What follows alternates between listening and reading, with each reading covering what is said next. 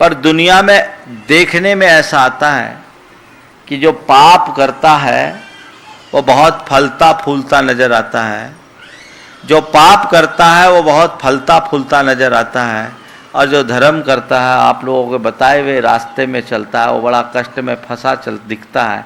तो फिर हम धर्म क्यों करें, हम पाप से क्यों बचें? ये पाप करना ही ज़्यादा अच्छा है। ये सवाल आता है, हो सकता है आपके मन में भी आता हो, और ये देखने में भी आता है कि पाप करने वाला व्यक्ति फलता फूलता दिख रहा है और धर्म करने वाले व्यक्ति को कोई पूछता नहीं। मेरे पास जब ये सवाल आया तो मैंने कहा, भाई मैं पुनः दोहराता हूं कि पाप करने वाला कभी सुखी नहीं हो सकता और धर्म करने वाला कभी दुखी नहीं हो सकता। पाप करने वाला कभी सुखी नहीं हो सकता और धर्म करने वाला कभी दुखी नहीं हो सकता। ये सवाल जो उठता है वो केवल इसलिए उठता है कि हमने पाप और पुण्य की परिभाषा कुछ अलग बना डाली है। हमने ये समझा है कि जो पुण्य करता है उसको दुनिया की सबसे ज़्यादा अनुकूलताएं प्राप्त हो जाती है, और जो पाप करता है उसे प्रतिकूलताएं मिलती है। पुण्य से सुख समृद्धि और पाप से दुख दारिद्र्य आता है, ऐसा हम कहते हैं, पर ऐसा कहने में हम कहीं चूक जाते हैं। पुण्य से सुख समृद्धि भी मिलती है, पाप से दुख दारिद्र्य आता है, लेकिन ये इसका प्रत्यक्ष फल नहीं है, ये परोक्ष फल है। पुण्य मिलेगा स्वर्ग जाओगे मरने के बाद, जीते जी थोड़ी। पाप करोगे नरक के पात्र बनोगे मरने के बाद, जीते जी थोड़ी। तो पुण्य से सुख संपन्नता और दुख से पाप से दुख दारिद्र्य, ये इसका परोक्ष फल है, प्रत्यक्ष फल नहीं। पुण्य का प्रत्यक्ष फल संतुष्टि है, प्रसन्नता है, और पाप का प्रत्यक्ष फल संताप। देखो आपको एक उदाहरण देता हूं। आप यहां से जाते समय किसी भूखे व्यक्ति को 100 रुपया देकर उसे खाना खिलाया, आपको कैसा लगेगा? अच्छा लगेगा? कितनी देर बाद लगेगा? इधर आपने खिलाया और तुरंत, ये किसका फल है? किसका फल है? समझ में आया? तो पुण्य का फल तुरंत मिला कि नहीं मिला? क्या मिला? स्वर्ग के लड्डू। हम भूखे को 2 लड्डू खिलाएंगे, स्वर्ग से 4 लड्डू मिलेगा। इस लालच में पुण्य करने वालों ने ही पुण्य का स्वरूप विकृत कर दिया। पुण्य किया, अच्छा कर्म किया, हमें तत्क्षण संतुष्टि मिली, एक समय का अंतर नहीं। कोई भी अच्छा कार्य करो तुरंत संतुष्टि मिलेगी। और इसके साथ अगर आप में से कोई जेब कतरा हो,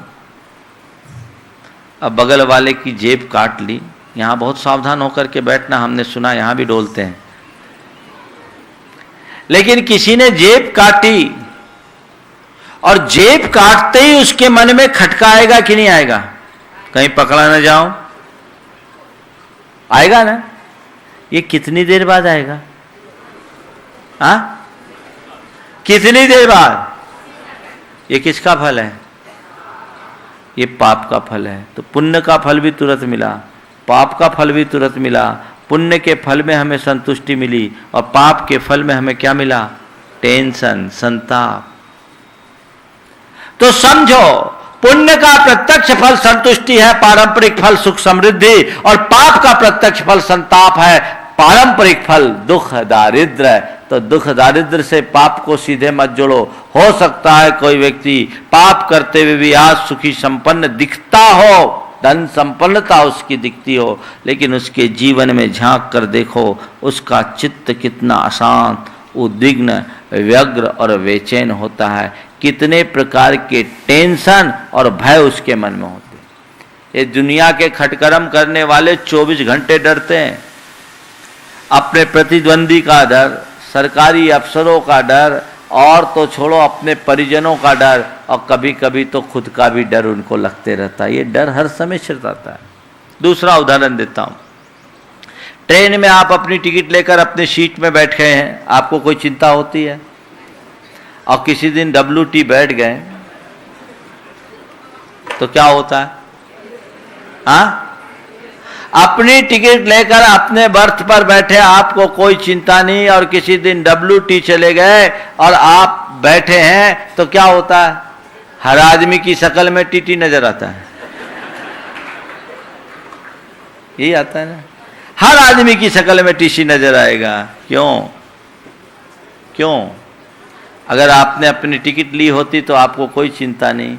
हो सकता है बिना टिकट के भी आपकी यात्रा सफल हो जाए, लेकिन खटका तो अंत तक बना ही रहेगा। तो मैं इतना ही कहता हूँ, जो धर्म के मार्ग पर चलते हैं वे टिकट के लेकर के यात्रा करते हैं, और जो पाप के मार्ग पर चलते हैं वह बिना टिकट यात्रा कर रहे हैं।